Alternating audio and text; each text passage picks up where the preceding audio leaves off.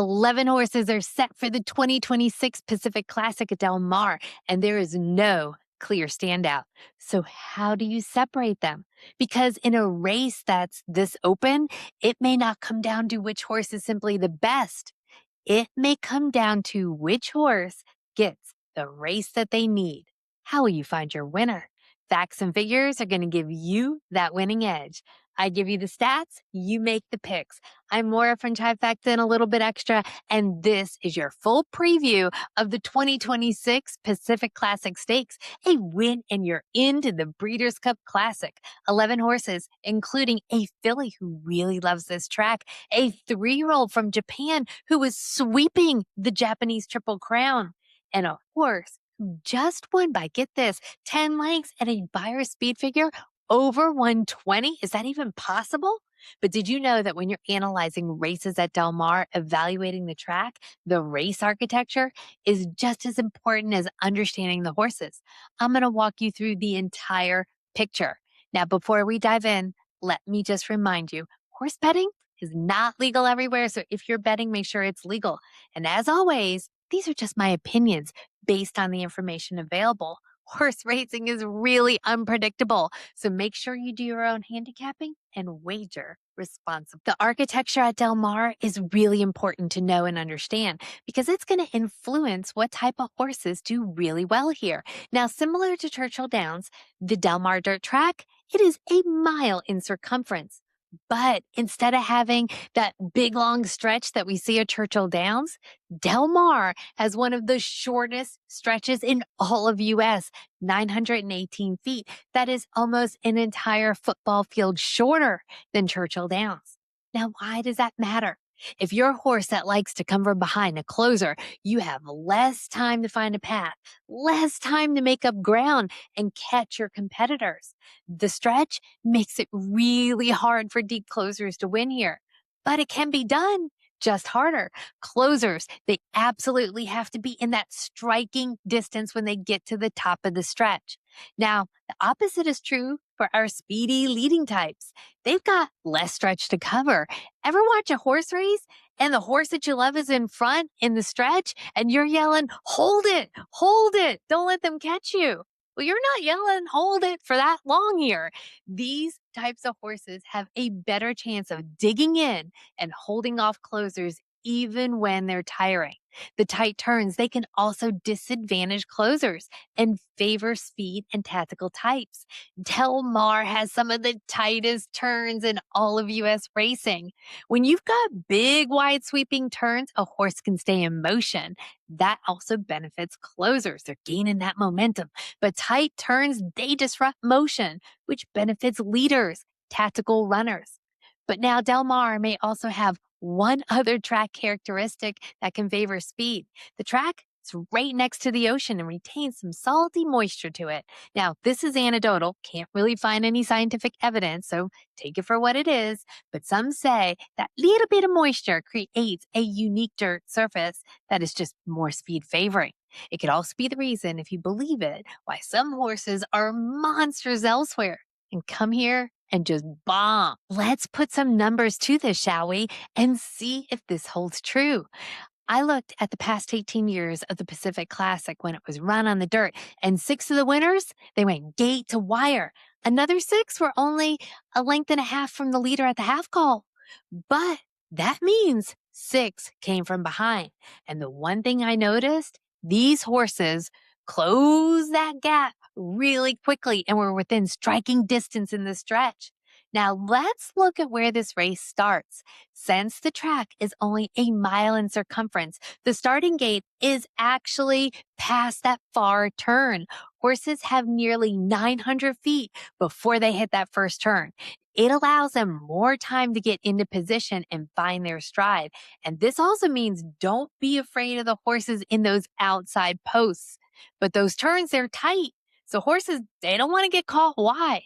So those speedy types on the outside, they're absolutely going to want to get over before hitting that first turn. We have a full field in this year's Pacific Classic. Thank you. 11 horses. And the 3 horses on the outside, Navajo Warrior, Full Serrano, Knightsbridge, All three want to be on or near the lead, so expect those three to go. And then there's two more on the inside, finger and forged steel. Looks like it's going to set up for a fast-paced race. The fast pace may give a closer a better chance, but remember, for them to have that chance, they're going to have to be in that striking position coming from home. And that full field will really influence the race. Traffic's going to play a role, especially in the turns and the short stretch. In fact, Mike Smith reportedly stated that it can sometimes be worth losing ground going wide in the stretch to get a clearer run at the leaders. A wide trip may cost you ground, but a block trip costs you the entire race. So just remember, Del Mar reports horses that get that first jump. How about a little bit extra angles we could use? I looked back through history to find what the winners had in common. Now remember, if you use these are just trends, not absolutes. Leading the angles, form, and class. Most of the winners either won or placed in their prep race leading into the Pacific Classic. But just to put a cherry on top, that these are just not absolutes. Last year's winner, Fierceness, he came in fifth in his prep, the Whitney. For class, most of the winners of the Pacific Classic prepped in a graded stakes race. But this year's edition of the Pacific Classic, all the horses fit this angle, so we're not going to spend a lot of time here. Also for class, most winners won a graded stakes race. Only one horse in this year's Pacific Classic does not meet that angle, the number 5, Malarchuk. And finally, having Del Mar experience really helps. So let's move on to each of the contenders and see how they meet these angles. Is she the next beholder, our only filly to have ever won the Pacific Classic? Coming from post position 1 is Almond Joy. Now, her trainer recognizes this is a tough task for her, but he says all systems go for the Pacific Classic. She's got 18 starts, 6 wins, but the 6 wins only tell part of the story. 5 of those wins, they were in a row. March 2025 when she wins a maiden race, all the way up to August of 2025 when she wins the G3 Torrey Pine Stakes. A mile? Where? Right here at Del Mar. So not only does she have that Del Mar experience, she has 2 wins on this surface. And guess what? She's always on the board here. One of the angles I really love to see. But here's another thing to note. 4 of her 5 wins, state bred restricted races. Not really the same caliber we're going to see today. Then comes 4 races where she didn't really do her best, including 2 grade 1s. But since May, she has been on top of her game. On May 30th, she entered into the grade 2 Santa Margarita, a mile and an eighth at Santa Anita. You want to know what's really interesting about this entry? It was only a week following her prior race. We never see horses back running with this short amount of rest. Now, although it was only a 4-horse field, she showed incredible talent. She took on Bob Baffert's Seismic Beauty, and a horse I have a few shares in, Simply Joking. She drew the rail. She saved ground. Now, it was a fast-paced race, and she is a closer. So it set up beautifully for her. Her jockey, Kent DeSormo, he even lost his crop in the stretch, and she was still able to overtake Simply Joking. She wins by 3 3/4 lengths and a 94 Beyer speed figure, top for her. Now, she returned to Del Mar to compete in the Grade 1 Clement Hirsch in August, a mile and a 16th. She ran her heart out, but she could not reach the leader, finishes second. In terms of running style, even though she's a closer, when she has done well here, she was in that striking distance in the stretch, what we want to see. But when she was too far back, she did not get the job done. So what are we going to see today? If this is a fast-paced race, which it's projected to be, it's going to set up really well for her. She's got the top late pace. But from an overall speed standpoint, she is behind some of the other contenders, and she would need to improve. In terms of every other angle besides running style, she has them. Form, class, Del Mar experience. But she has never competed at this distance. Her trainer says it's a distance she wants to go. This is a filly with heart, and you know how much I love heart. I'm going to be rooting for her. But there's a couple questions she has to answer. Can she improve her speed?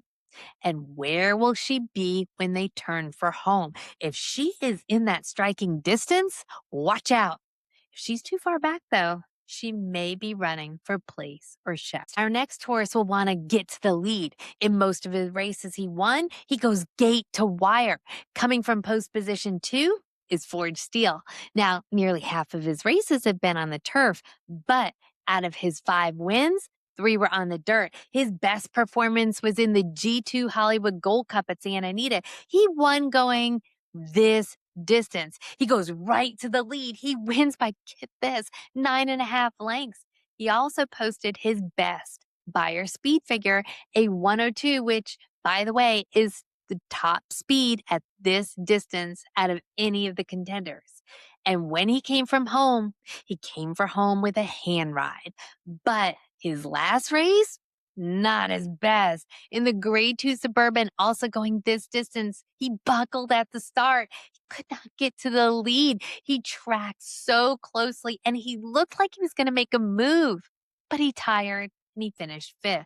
12 lengths behind and a buyer speed figure of 98. The question he's going to need to answer is, can he get to the lead today? He's going to be challenged by those 3 outside horses who all seem to possess greater early speed than he has. But they have to clear each other and the whole field, and he's got that inside advantage. But to the right of him is that Japanese contender Finger, who also seems to want the lead, so even more challenge. In terms of the angles, he's got the class, he's got the win at this distance, but he's lacking a win or place in that last race. But he had an excuse with that poor start. He also doesn't have Del Mar experience, but he does have that running style I'm looking for. I cannot ignore speed at Del Mar. So for me personally, he's a contender. I just worry he's not going to show his best if others can get to the lead first. 8 starts, 4 wins, $1.3 million in earnings, and he's only a 3-year-old. Introducing Finger, our Japanese contender. Now, he's won 4 of his past 5 races, including the Grade 1 Tokyo Derby going this distance and the Grade 1 Hanada High, which are the first and second legs of the Japanese Triple Crown for 3-year-olds. Now, it really shouldn't surprise us that this colt is talented. He's by Gunrunner out of a McLean Music mare. When he's not winning races, he's coming in second, always in the exacta. In the Tokyo Derby, starting from post position 12, he clears everyone else. He gets to the lead ahead of 15 other runners, such a big field, and he held that lead for the entire race. We saw the same exact thing in the Hanada High. He gets to the lead, never looks back. Now, he did have to battle it out in that race with 2 other horses, but he prevailed. So he's got class and form, a win at this distance, the forward running style I like to see, experience in some huge fields, heart, lots and lots of talent. The question he has to answer is, how is he going to do after shipping in? His trainer sent him here because he hopes that he could get into the Classic. There have been 6 3-year-old winners of this race. Will he be lucky number 7? For me, I am not going to ignore him because he has shown incredible early talent. Now, before we move on to that next contender, if you're finding this information useful, please let me know by hitting that like button. It also tells YouTube, keep promoting this video to other race fans like yourself. And if you're like, wow, this is a really cool show, I think so too, consider hitting that subscribe button. Weekly race previews every Thursday on my show called The Trifecta. Think of it as Trifecta Thursdays. And also some horse racing education and some other stuff sprinkled in a show I like to call A Little Bit Extra.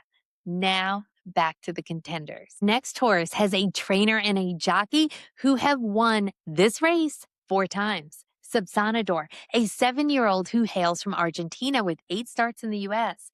Now, out of his 20 lifetime starts, 9, nearly half of the time, resulted in a trip to the winner's circle. But the question he's going to need to answer is his best behind him? The last time we saw Subsanador win a race, September of 2024, the Grade 1 California Crown going 1 mile and an 8 to Santa Anita. Now, he stalked the leader around the track. He takes over for the win and earns a 106 buyer speed figure, which is one of the top speeds in the entire field. And who did he beat that day? National Treasure and Newgate, two extremely talented horses. But then his racing career just kind of stopped due to an ankle injury. We didn't see him until March of this year. After that 18-month layoff, he enters the Grade 3 San Carlos Stakes going 7 furlongs. He finished 4th. Maybe he just needed a race after the layoff. Then he enters the stakes race. He stumbles at the start. He finished 4th. His last race, the Grade 2 Hollywood Gold Cup, he was eased. He dislodged a shoe. 3 races, 3 excuses. Do we give him another try? He does stalk a little bit further back than I'd like to see, but when he's at his best, he's in the striking distance when he enters the stretch. When he is at his best, he's got the speed. But the one thing I don't like, besides the fact that we don't know if he's at his best, is 3 times at this distance and only 1 second place finish. But what I do like, those super fast workouts he has leading into this race. 5 furlongs going 58, 6 furlongs 111. It seems he may have something to prove. And his team of Mandela and Smith, they know how to get to that winner circle. He's kind of interesting. And if you're someone who really likes long shots, this may be one to investigate. He's the only horse in the field without a graded stakes win. Malarchuk. He's a 5-year-old who, out of his 10 starts, he's only been in 1 graded stakes race, the Grade 2 Hollywood Gold Cup. He's been with trainer Michael McCarthy for only 2 races. Prior to that, he was with Chad Brown, where he competed only in maiden and optional claiming races. Now, under McCarthy, he entered his first stakes race, the Sunland Park Stakes. He goes right to the lead, but he loses it, but he fought for second place.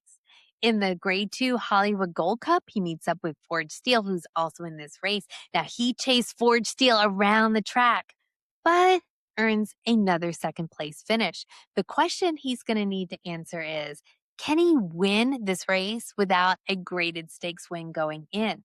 For me, it's really hard to see how he turns the table on Forge Steele today. He's got that running style I really like, but not having a graded stakes win in a field of graded stakes winners, really hard for me to personally look past.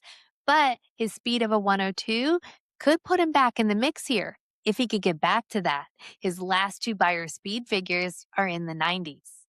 And one other thing to consider, he gets a leading jockey here, Umberto Rispoli. But for me personally, I like others more. 4 years old, improving, but can he get a bite at the apple in this year's Pacific Classic? Introducing Original Sin. Now, he's only got 9 starts, but 4 of them are wins. His most prominent win, the Grade 3 Blaine Stakes, going 1.1 miles at Churchill Downs. When he wins over Hit Show, who is also in this race. Now, in that race, Hit Show, he had a world of trouble getting caught in traffic. Original Sin, he put some of those earlier races behind him when he was off a bit slow and lagging behind. He raced close to the pace that day. He begins to lead near the stretch, and then he holds off a rally from Houday and Hit Show. Now, prior to that race, he won an allowance race going 1.1 miles with his best Beyer yet of a 97. But his last race, the Grade 2 Suburban Stakes, what happened? Starting in one of the most outermost posts, post position 10, he was in the back of the field for most of the race. He tires and finishes 9th. It was his first time going 1.25 miles, which is this distance. What's really head scratching is he's by Curlin. This distance should be in his wheelhouse. So the question he's going to need to answer is, can he go the distance? Now, Curlin Colts, they do need some time to mature and improve. And Original Sin, he was improving up until the Suburban. Do you just scratch through the Suburban and see the potential? Because it seems the potential's there. Or would you rather look elsewhere for a horse that has proven ability at this class level and distance? From the angles, he's missing the form angle and the Del Mar experience. And in many starts, he's much further back early than I would like to see. But in the blame, he raced closer to the pace. And guess what? He's getting Del Mar's leading jockey, Juan Hernandez. And having a jockey that really knows how to master this track may give him his best chance in this race. An intriguing entry for sure. He's had some hits, but unfortunately, he's had some misses. Hit Show has raced 27 times, and 12 times he has been in the winner's circle. Now, this horse is all class. 8 graded stakes victories, including the 2025 Grade 1 Dubai World Cup. His last win was the Grade 3 Mineshaft in February, going a mile and a 16th at the fairgrounds. A win, but barely. It was only by a head. Now, after that race, it's been misses. 5th in this year's Dubai World Cup. 3rd in the Grade 3 Blame Stakes, where he was the heavy favorite, but he got boxed in and encountered traffic. 2nd, but 10 lengths behind Phileas Fogg in the Grade 2 Suburban, going this distance. But he did earn a 100 buyer speed figure that day. The question he's going to need to answer is this: will it be a hit or another miss? Now, his running style, that's what worries me the most. He's got class, he's got speed, he's got form, but entering the stretch, he's going to need to be closer than what we've seen from him to get back to that winner's circle. Can he do it? Sure. He was only a length from the leader at the 8th pole in the Grade 3 Mineshaft. He's going to get some pace to run into. He's got 5 tries at this distance with 1 win, but 3 times on the board, and super fast workouts coming into this race. Oh, and I want to mention this. Florent Giroux as his jockey. He knows this horse. He's ridden him to victory in 9 of his 12 wins, including the Dubai World Cup. Personally, in my opinion, he's a contender, especially to hit the board. He only owns 1 dirt win, but it was a Grade 1 going this distance, British Isles. He's raced 26 times, but most of his races, 18, on the turf. His past 5 races have been on the dirt. In the Grade 1 Santa Anita Handicap, he competed only against 4 other horses. He stalks right behind the leader, a half a length. He pounces for that win by 4.5 lengths, and he earned a 90 buyer. His best speed rating in 95 was back last November, and guess where it was? Right here at Del Mar in the G3 Native Diver, going a mile and an 8th. A really small field of only 4 horses in total. He stalks near the lead. Around the far turn, he pokes ahead in front. He battles the heavy favorite down the stretch, and it's a duel. And you know I love a duel because it shows a horse has heart. He loses by only a half a length. So I like the Santa Anita Handicap win. I like that performance in the Native Diver. I like he's got class and the Del Mar experience. And honestly, I like the fact that when I look at him, I see my favorite horse, Justify. He looks just like him. Justify is the sire. But what I don't like, and this is the hardest for me to get over, is his other 3 dirt starts. He was beaten by 9 to 11 lengths. And one of those races was the G2 Hollywood Gold Cup, where he lost to Forge Steele and Malarchuk, who are also in this race. So the question he has to answer is this: can he return to his prior performance level? Also, his running style is inconsistent. Sometimes he's right where he needs to be, other times way too far back. For me, he's going to be a pass. Driving, drew clear, kept a task. These are the types of notes that I look for in long distance races. And Navajo Warrior not only has these notes, but he's got 10 wins. His last 2 races, he goes gate to wire. Grade 3 races, he wins by 2 to 3 lengths with a buyer speed rating of a 101 and a 106. But get this, these were his first 2 graded stakes races. So he's got the form, he's got the class angle I'm looking for. Going gate to wire, that was something new for him. He did it once on the turf, but never on the dirt. His other wins came stalking right off the leader, so he's got the running style I'm looking for too. He also has Del Mar experience. He's raced here 3 times, and he won at a mile. So he checks off so many boxes for me. There's going to be 2 questions, though, he has to answer.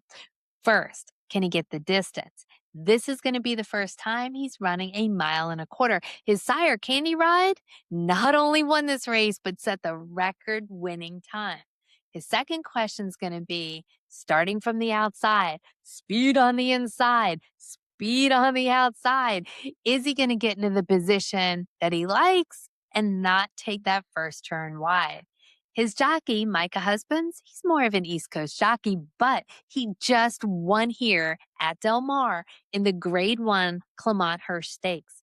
For me personally, top contender. Our next horse really likes the Del Mar track. 5 starts here and 3 wins. The last time Full Serrano won here, he won by, get this, 7 lengths. But that was last year, going a mile in an optional claiming race. His last 3 races, his best finish was 3rd in the Grade 1 Pegasus Cup at Gulfstream in January, 93 Beyer. So for me, the form isn't there.